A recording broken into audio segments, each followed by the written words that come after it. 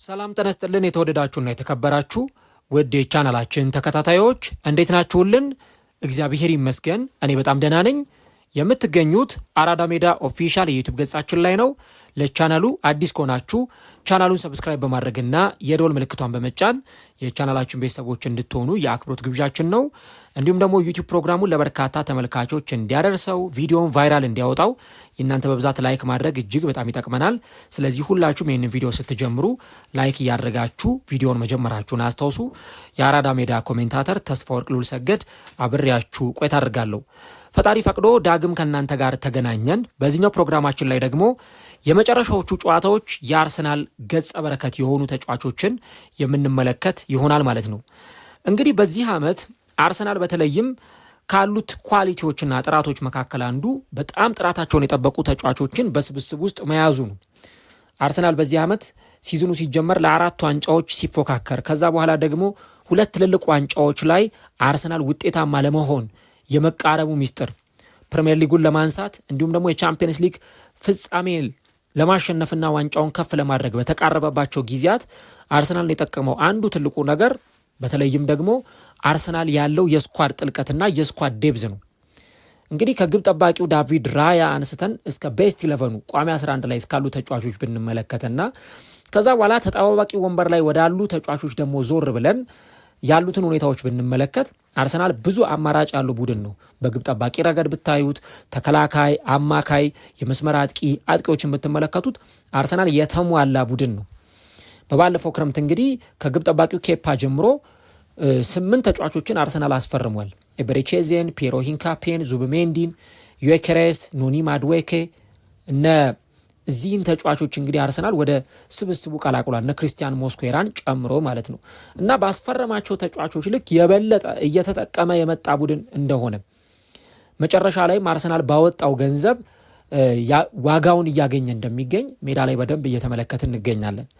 በቅርብ ጨዋታዎች አርሰናል ባደረጋቸው ጥቂት ጨዋታዎች ላይ እንደተመለከት ነው የአርሰናል ተጫዋቾች ተቀይረው የገቡም ሳይቀር ሜዳ ላይ አርሰናል የሚጠብቅባቸውን አርቴታ ከነርሱ ማግኘት የሚፈልገውን አይነት ጠቀሜታና አስተዋጽኦ ለአርቴታ ሲሰጡት እንደነበር በደንብ በሚገባ ሜዳ ላይ ተመልክተናል።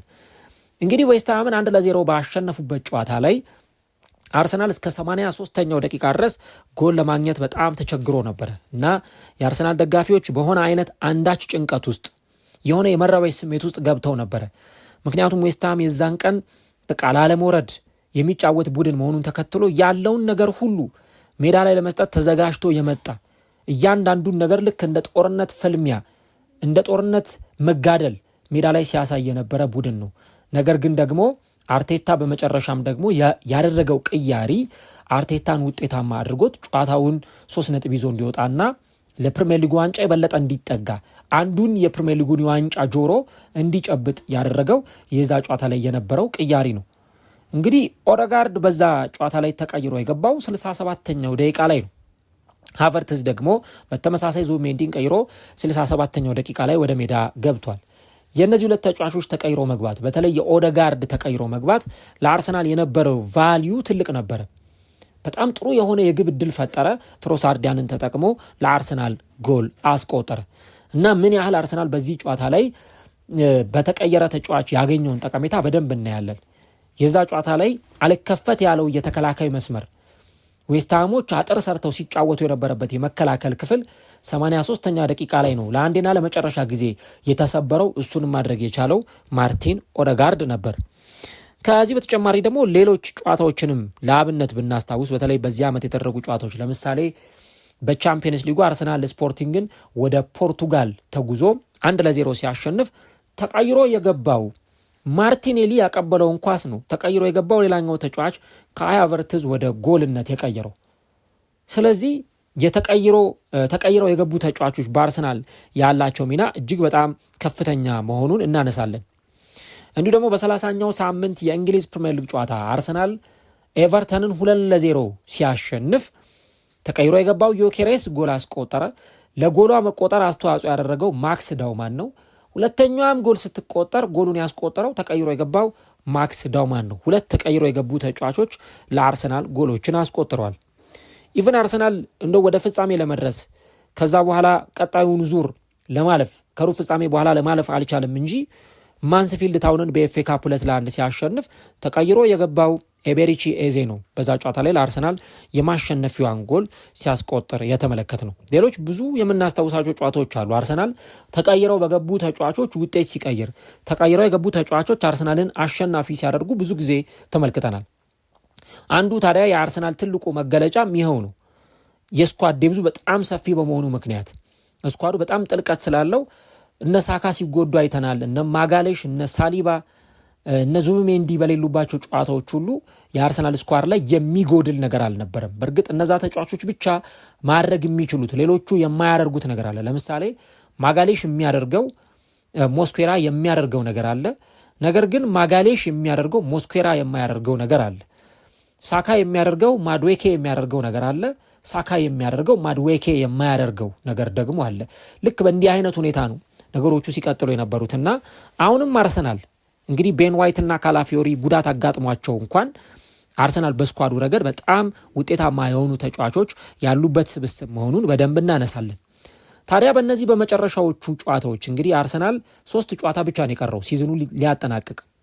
2 የፕሪሚየር ሊግ ጨዋታ ከበርንሌይና ከክሪስታል ፓላስ፣ ከዛ ደግሞ የቻምፒየንስ ሊግ ፍጻሜ ጨዋታ በሃንጋሪ ቡዳፔስት ከፔዤ ጋር የሚደረጉ 3 የመጨረሻ ወሳኝ ጨዋታዎች ይቀሩታል እና በእነዚህ ጨዋታዎች ላይ በተለይ የአንዳንድ ተጫዋቾቹን ግላዊ ብቃት አርሰናል አጥብቆ ይፈልጋል። በቃ የአንዳንድ ተጫዋቾችን ይሄ ሚራክል ሜዳ ላይ የሚያሳዩት ፐርፎርማንስ የተለየ እንዲሆን አርቴታ በጣም አጥብቆ ይፈልጋል። እነዚህ ተጫዋቾች የትኞቹ ናቸው የሚለውን በተወሰነ መንገድ እዚህኛው ቪዲዮአችን ላይ እንመለከተዋለን።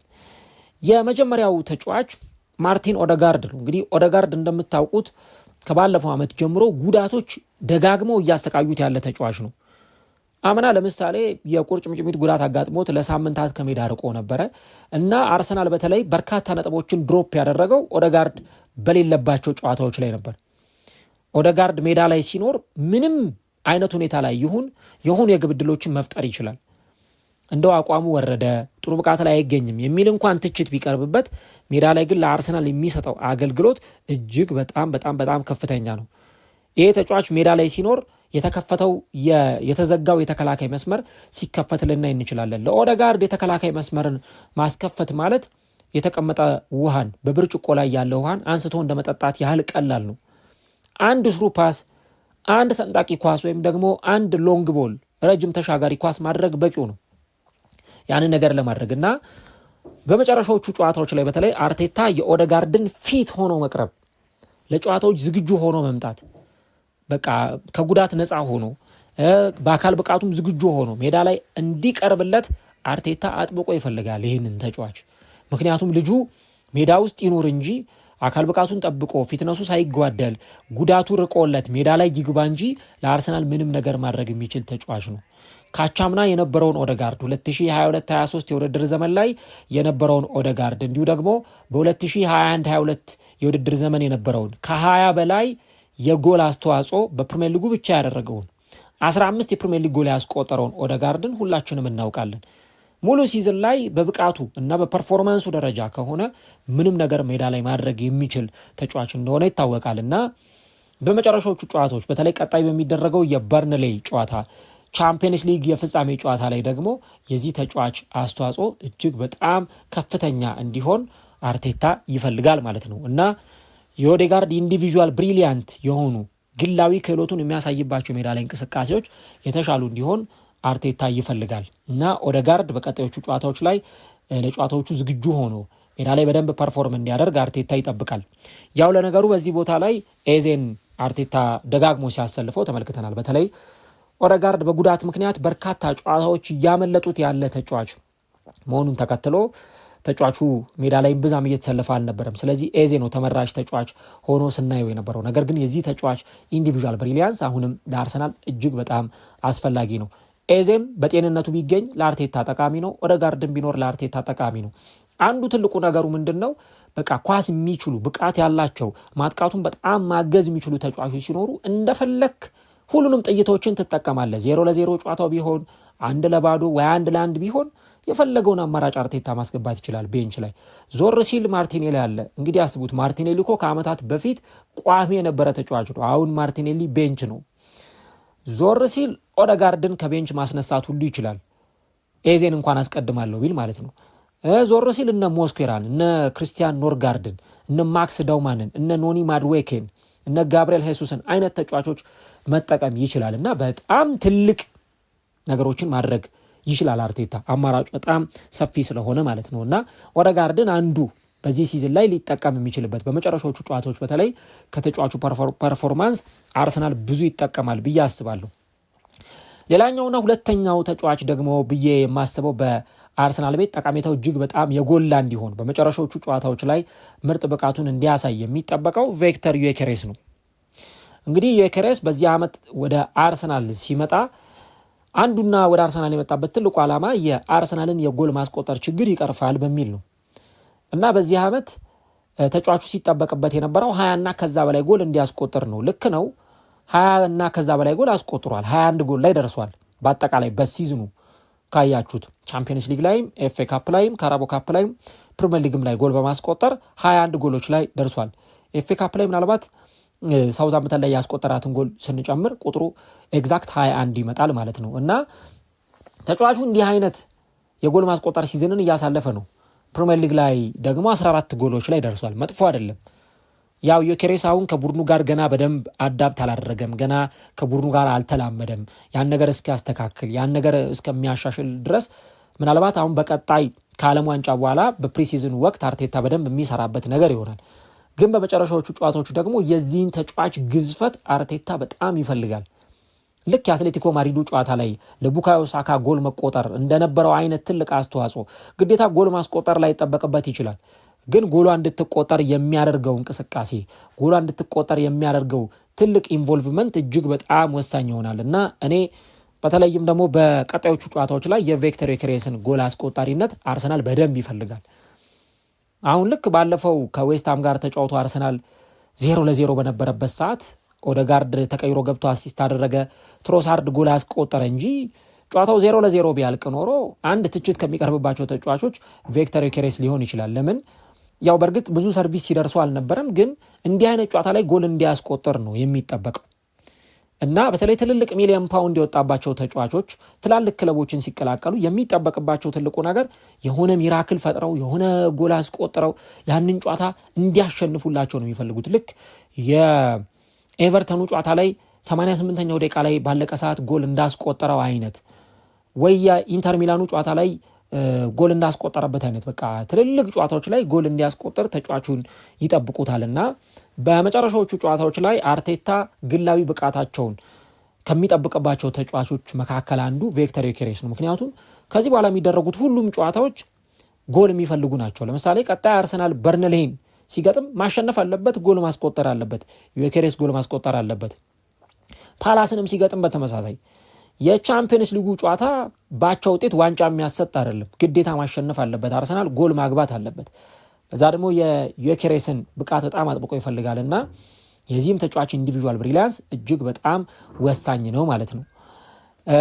ሌላኛው ተጫዋች ማጋሌሽ የአርሰናሉ የኋላ ደጀን ማጋሌሽ ነው። ያው በዚህ ውስጥ ሳሊባንም አብረን ከጎን ልናነሳው እንደምንችል ማሰብ ያስፈልጋል። ግን ማጋሌሽን በጣም አርቴታ አጥብቆ ይፈልገዋል በቀጣዮቹ ጨዋታዎች በተለይ የቻምፒየንስ ሊጉ ፍጻሜ ላይ ከፓላስ ጋር በሚደረገው ጨዋታ ላይ የተጫዋቹን ኢንቮልቭመንት በጣም ይፈልገዋል አርቴታ። በዚህ ዓመት ብዙ አርሰናልን ሴቭ ያደረጉ ኳሶችን ተመልክተናል። እኔ የራያን ጥንካሬ ስናነሳ በተከታታይ ለ3 ዓመት የወርቅ ጓንት መሸለሙን ስናነሳ መርሳት የሌለብን ነገር የዚህን ተጫዋች የሜዳ ላይ ብቃት ነው።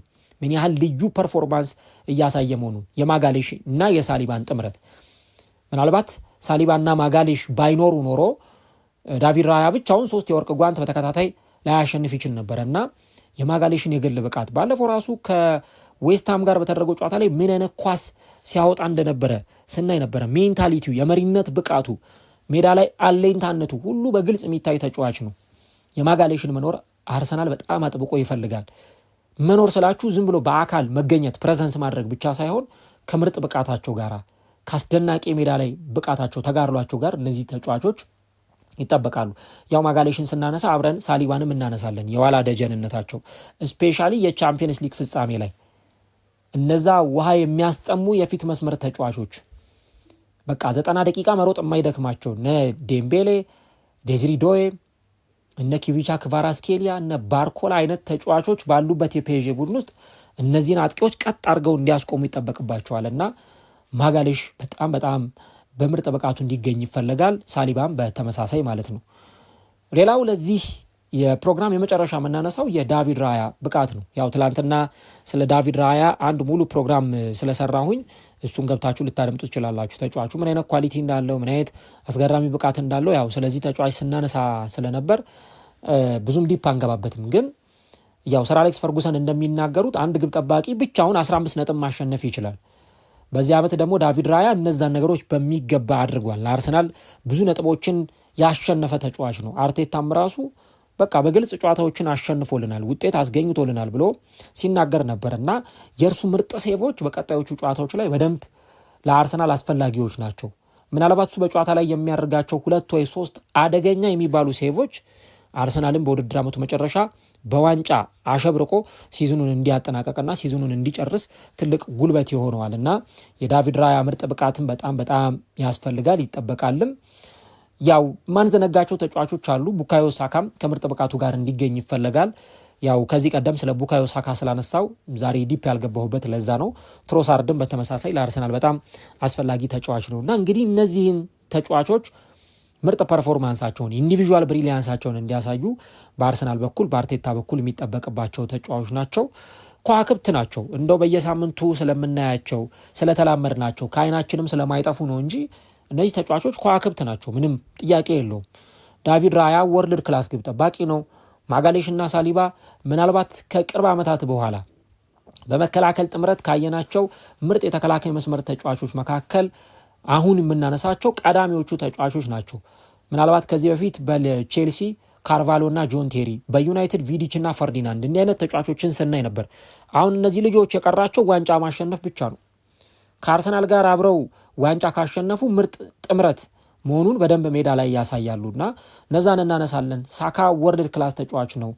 ሊያንድሮ ትሮሳርድ ለኔ አንደርሬትድ ተጫዋች፣ በቃ ያልተወራለት ያልተነገረለት ከዋክብት ተጫዋቾች ተርታ መመደብ የሚችል ተጫዋች ነው ሊያንድሮ ትሮሳርድ።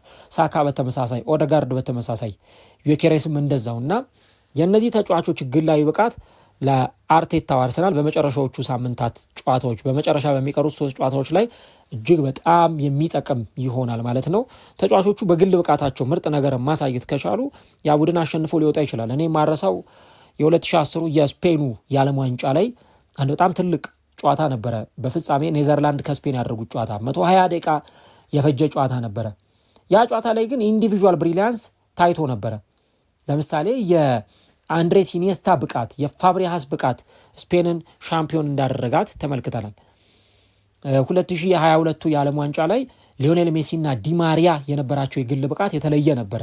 ጎል ማስቆጠር ብቻም ሳይሆን ኤሚሊያኖ ማርቲኔዝ ያቺን ኳስ ባይመልስ ኖሮ ምናልባት ሊዮኔል ሜሲና አርጀንቲና የዓለም ዋንጫ ሻምፒዮን ብለን ላንናገር እንችል ነበርና ታሪኩ ብዙ ነው። በተለይ የግላዊ ተጫዋቾች ብቃት በጎል ማስቆጠር፣ በአሲስት ማድረግ፣ በመከላከል፣ በግብ ጠባቂ ብቃት ተጫዋቾች የተዋጣለ ፐርፎርማንስ እንዲያሳዩ ይጠበቃልና ያንን ለማለት ነው። እንግዲህ አርቴታ አሁን ተጫዋቾቹን እረፍት እንዲያደርጉ ልምምድ ላይ ደግሞ ጠንካራ ሆኖ እንዲመጡለት እያደረገ እየሰራ የሚገኝበት ጊዜ ላይ ደርሰናል። ለማንኛውም እንግዲህ አርሰናል ደግሞ ከቀናት በኋላ ኦልሞስት የ5 ቀን እረፍት አለው ከዚህ በኋላ የዛሬን ስንጨምር 6 ቀን ማለት ነው። በእነዚህ ቀናት ጊዜ ውስጥ የተሻለ ልምምድ አድርገው ሰኞ ለሚደረገው የበርንሌይ ጨዋታ የሚቀርቡ ይሆናል። ግን ደግሞ አንድ መናገር የምፈልገው አርሰናል በትላልቅ ዋንጫዎች ዋዜማ ላይ የሚገኝ በዋንጫ ድግስ ዋዜማ ላይ የሚገኝ ቡድን ነው። ፕሪሚየር ሊግን በማሸነፍ ቻምፒየንስ ሊግን በማሸነፍ ዋዜማ ላይ የሚገኝ አርሰናል ነውና እንግዲህ መጨረሻዎቹ ሳምንታት በድል ይጠናቀቃሉ ወይ አርሰናል 2ቱን ዋንጫዎች ያሸንፋሉ የሚለውን አብረን እናያለን። እናንተስ ስለዚህ ጉዳይ ምን ትላላችሁ? አርሰናል 2ቱንም ዋንጫዎች ያሸንፋል? ኮሜንት ላይ ሀሳቦቻችሁን አስቀምጡልን። እንግዲህ ትላንትና አንድ ቪዲዮ ሰርቼላችሁ ነበር። እሱን ዛሬ አፕሎድ አድርገነዋል። እንግዲህ በምስል ለመጀመሪያ ጊዜ ወደ እናንተ መጥቻለሁ። የጋዜጠኝነት ጆርኔን የእግር ኳስ ኮሜንታተርነት የ7 ዓመት ህይወቴን ያካፈልኩበትን ቪዲዮ ለእናንተ ሰርቼላችኋለሁ። ተመልክታችሁት ላይክ በማድረግ ሀሳቦቻችሁን በመጻፍ እንድታግዙን እንደዚህ የምስል ኮንተንቶችን ከዚህ በኋላ እግዚአብሔር በፈቀደ ይዘን ስለምንመጣ አብሮነታችሁ በጣም ያስፈልገናል። አብራችሁ እንድትሆኑ እንጋብዛለን። ነገ ደግሞ እንግዲህ በሌሎች ፕሮግራሞች እንገናኛለን። የቀጥታ ስርጭትም ይኖረናል። እስከዛው መልካም ጊዜ፣ መልካም ቆይታ፣ መልካም ውሎ እንዲሆንላችሁ እንመኛለን።